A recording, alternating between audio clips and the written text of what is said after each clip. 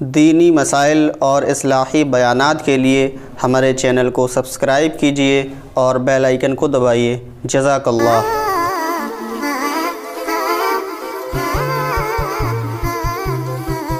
کتنی چیزیں اللہ تعالیٰ نے انسان کے فائدے کے لیے پیدا کی ہیں، ساری دنیا جانتی ہے وہ فائدے کے لیے۔ بادام یہ خشکی بڑھاتا ہے یا خشکی جسم سے ختم کرتا ہے؟ بولتے کیوں نہیں؟ ختم کرتا ہے نا، لیکن یہی بادام بعض لوگوں کو ری ایکٹ کر جاتا ہے اور خشکی ختم کرنے کے بجائے بادام کا جو تیل ہے نا بعض دفعہ بال گرا دیتا ہے۔ عجیب بات ہے یا نہیں ہے؟ حالانکہ بادام کے تیل سے بال اگتے ہیں، کیونکہ تیل ہے نا، وہ پیو گے تو کیا ہوگا؟ بھائی آپ لوگ کو تو کچھ بھی نہیں ہو رہا بھائی، بادام کچھ منہ ہلا دیا کریں بس معذرت کے ساتھ تھوڑا سا۔ بادام کا جو تیل ہے وہ خشکی ختم کرنے کا بہت بڑا ذریعہ ہے۔ جن کو نیند نہ آتی ہو وہ بادام کا تیل خود جوڑیا بازار سے جا کے نکلوائیں، دکان سے نہ خریدیں۔ خالص فالص بہت دیکھ لی ہم نے، ابھی جو میں نے عود خوشبو لگائی ہوئی ہے نا خالص سمجھ کے لگائی ہوئی ہے، آنے کے بعد پتہ چلا کہ خالص نہیں، بوتل پہ لکھا ہوا ہوتا ہے 100% اوریجنل، لیکن جب لگائی تو مجھے اندازہ ہوا کہ زکام نہ ہو جائے شام تک، پتہ ہی نہیں چلتا اوریجنل کا۔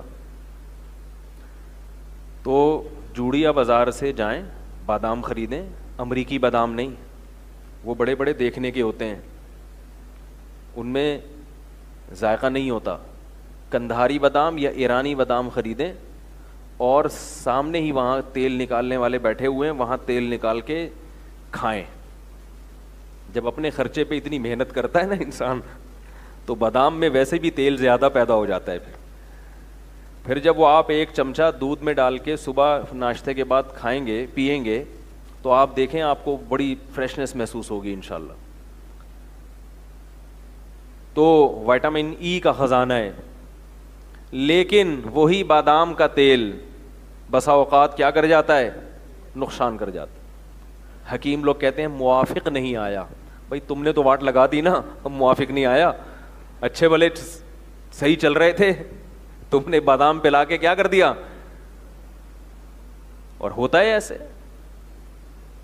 تو جو کامیابی کا سبب تھا وہ کیا بن گیا؟ منزل سے دور کر دیا اس نے آپ کو۔ ڈاکٹروں کے ساتھ تو ایسا ہوتا رہتا ہے، ڈاکٹر بہت اچھے ہوتے ہیں بھائی۔ ابھی میں تھائی لینڈ میں بیان تھا، ڈاکٹر بھی بیٹھے ہوئے تھے، اس میں چند اچھے ڈاکٹر تھے، وہ آئے، انہوں نے کہا کہ آپ نے جو ڈاکٹروں کی واٹ لگائی ہے اللہ کا واسطہ سارے ایک جیسے نہیں ہوتے۔ تو میں نے کہا میں نے سب کی واٹ بھی نہیں لگائی۔ انہوں نے کہا یہ جو ہماری پبلک ہے یہ پھر سب کو ایک ہی لاٹھی سے ہانکتی ہے۔ انہوں نے اپنا واقعہ سنایا، ہم نے کسی کو ٹیسٹ لکھ کر دیا، وہ ضرورت تھی اس کی، وہ ہم سے لڑنے لگا، کہیں میرا بیان سنا ہوا تھا اس نے کہ ڈاکٹروں کے کھانچے ہوتے ہیں لیبارٹری والوں کے ساتھ، صحیح بلا وجہ بھی ٹیسٹ لکھ کے دیتے ہیں۔ تو بھائی ضروری نہیں کہ ہر ٹیسٹ بلا وجہ ہی لکھ کے دیا ہو آپ کو، تو جو جب کسی ڈاکٹر کے پاس گئے ہو تو جانے سے پہلے تحقیق کر لو کہ صحیح ہے غلط ہے، جب چلے گئے تو پھر جو وہ کہہ رہا ہے وہ کرنا پڑے گا، پھر اپنی نہیں چلاؤ وہاں جا کے۔ تو اس لیے مجھے وہ ڈاکٹر سے ملاقات کے بعد ایک صاحب ملے، انہوں نے کہا ڈاکٹر کیسے ہوتے ہیں؟ میں نے کہا پرسوں تک تو اچھے نہیں تھے، کل سے اچھے ہو گئے، یعنی کل سے جب سے ان سے ملاقات ہوئی اس سے پہلے کی رپورٹ، تو وہ رپورٹ پہلے بھی یہی تھی کہ بھائی سارے خراب نہیں ہوتے۔ تو بسا اوقات ڈاکٹر مخلص ہے، علاج بھی صحیح کر رہا ہے، مگر اس سے علاج کرانا موت کا سبب بن جاتا ہے۔ دو واقعات تو میرے سامنے ایسے ہیں کہ آنکھ معمولی سی خراب تھی، آئی اسپیشلسٹ سے علاج کرایا، بالکل ہی بینائی چلی گئی۔ دو واقعات تو ہمارے، ایک تو رشتہ داروں کا واقعہ ہے اور ایک دوست کا واقعہ ہے۔ آئی اسپیشلسٹ نے ایک ڈراپ دی ہے، آئی ڈراپ، کہ یہ آنکھ میں ڈال دیں، جیسے ہی ایک قطرہ ڈالا ہے بینائی جانا، بولو بھائی، بینائی غائب۔ اب ظاہر ہے ڈاکٹر کی نہ تو کوئی دشمنی تھی، نہ وہ آئی ڈراپ کوئی ایسا ڈراپ تھا جو تو میڈیکل اسٹور میں بک رہا ہے، عام بک رہا ہے وہ، تو ہم یہ بھی نہیں کہہ سکتے کہ ڈاکٹر نے جان کر خیانت کی ہے، کیونکہ وہ اگر ڈراپ سے اندھے ہو رہے ہوتے تو باقی کیوں نہیں ہوئے اندھے؟ یہاں آپ نے آنکھوں کے لیے محنت کی جو آپ کے بس میں تھا, لیکن اللہ نے آپ کی محنت کو ریورس گیئر لگا دیا. کیا کر دیا بھائی؟ ریورس, الٹا ہو گیا معاملہ. وہ اگر ڈراپ کا استعمال نہ کرتے تو جتنی بینائی تھی تھوڑی سی وہ تو چلتی رہتی نا. ایک اور ابھی ہمارے قریبی رشتہ دار ہیں, ان کے ساتھ ایسا ہوا. بہت بڑی کلینک ہے, بہت بڑے ڈاکٹر ہیں, آنکھ کا علاج کرایا اور بینائی جب تک علاج نہیں کرایا تھا سیٹ تھے. اس کا یہ مطلب نہیں ہے کہ آپ کی آنکھ خراب ہو تو علاج نہ کرائیں, ہو جاتا ہے. تو اب کس کو ملامت کرو گے بھائی؟ بعض دفعہ ڈاکٹر کی بھی کوتاہی ہو سکتی ہے, لیکن آپ نے تو اپنی, آپ کی جو سمجھ میں آیا آپ نے اس حساب سے تو ٹھیک کیا نا. لیکن بجائے فائدہ ہونے کے کیا ہو گیا؟ حالانکہ علاج جسم کو فائدہ پہنچانے کے لیے ہے, نقصان پہنچانے کے لیے نہیں.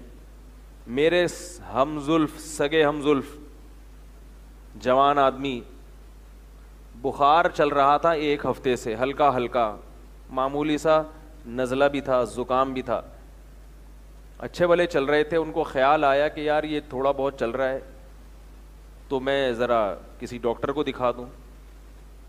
ڈاکٹر کو دکھایا, انہوں نے ایک انجیکشن لگا دیا. 2 گھنٹے کے اندر اندر انجیکشن نے ریئیکٹ کیا ہے اور موت واقع ہوئی. 2 گھنٹے کے اندر موت واقع ہو گئی, اور ڈاکٹر صاحب کلینک بند کر کے فرار. جو علاج تھا, یعنی اب یہاں لوگ باتیں تو بہت کرتے ہیں, اب ڈاکٹروں کو کیا ہو گیا, اب کلینک. بھائی امریکہ میں بھی ہوتا ہے یہ لندن میں بھی ہوتا ہے, ہر جگہ ہوتا ہے. اور ممکن ہے ڈاکٹر کی کوتاہی بھی ہو اس میں, انہوں نے ٹیسٹ نہیں کیا کہ کون سا فیور ہے, اس میں کون سا انجیکشن لگنا چاہیے. ڈاکٹروں کی بھی بعض دفعہ کوتاہی ہوتی ہے. لیکن جو کہنے کی بات ہے وہ اصل بات یہ ہے کہ جو مریض ہے, جو پیشنٹ ہے, جو علاج کرانے کے لیے گیا تھا, اس نے جو اس کے بس میں تھا وہ کیا کہ نہیں کیا صحت کے لیے. لیکن اس نے جو محنت کی وہ محنت کا رخ بھی صحیح, سمت بھی صحیح, مگر فائدے کے بجائے زبردست نقصان ہو گیا, زندگی سے ہاتھ دھو بیٹھا.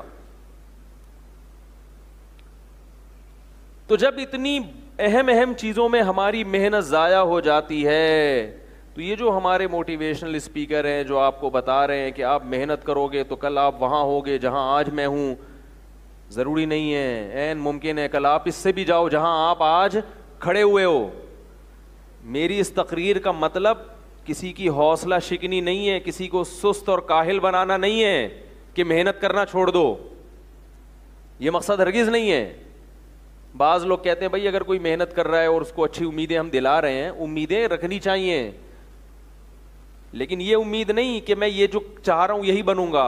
امید کا مطلب یہ ہے کہ میرے بس میں جو کچھ ہے میں کر رہا ہوں, اب جو ہوگا میرے حق میں انشاءاللہ, بولو بھائی, بہتر ہوگا, چاہے میں وہاں تک پہنچوں یا نہ پہنچوں. اس لیے کہ میں جو کچھ کر رہا ہوں کس کے کہنے پہ کر رہا ہوں. میں اگر بادام کا تیل نکال کے پی رہا ہوں دماغ کی خشکی دور کرنے کے لیے, تو یہ کس کا حکم ہے بھائی؟ اللہ کا حکم ہے کہ صحت کا خیال رکھو. اب اللہ کی مرضی خشکی دور کر دے یا وہ خشکی بوڑھو بھائی بڑھا دے, کیا خیال ہے بھائی؟ اور یاد رکھو دماغ میں خشکی بادام سے پرہیز سے اتنی نہیں ہوتی جتنی ٹینشن سے ہوتی ہے. بادام کھا رہے ہیں, خشکی دور نہیں ہو رہی تو ٹینشن لے رہا ہے. اس ٹینشن سے جو پریشانی, جو بال گریں گے نا وہ خشکی سے نہیں گرتے.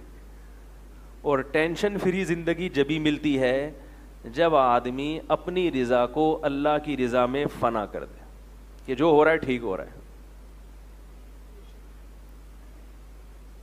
یہ ہم بھی موٹیویشنل اسپیکر ہیں, ہماری اسپیچ کی بھی قدر کرو, کام کرو جو سمجھ میں آ رہا ہے, جو بہتر لگتا ہے شریعت کے مطابق, اور محنت کرو, اور نتیجہ کس پہ چھوڑ دو؟ اللہ. جو ہوگا صحیح ہوگا, کامیاب ہو گئے ٹھیک ہے, نہیں ہوئے تو بھی ٹھیک ہے, کیونکہ اصل کامیابی, یہ کامیابی بولو بھائی ہے ہی نہیں. مفتی طارق مسعود صاحب کے شارٹ کلپ بیانات کے لیے ہمارے چینل کو سبسکرائب کیجئے اور بیل آئیکن کو دبائیے. جزاک اللہ.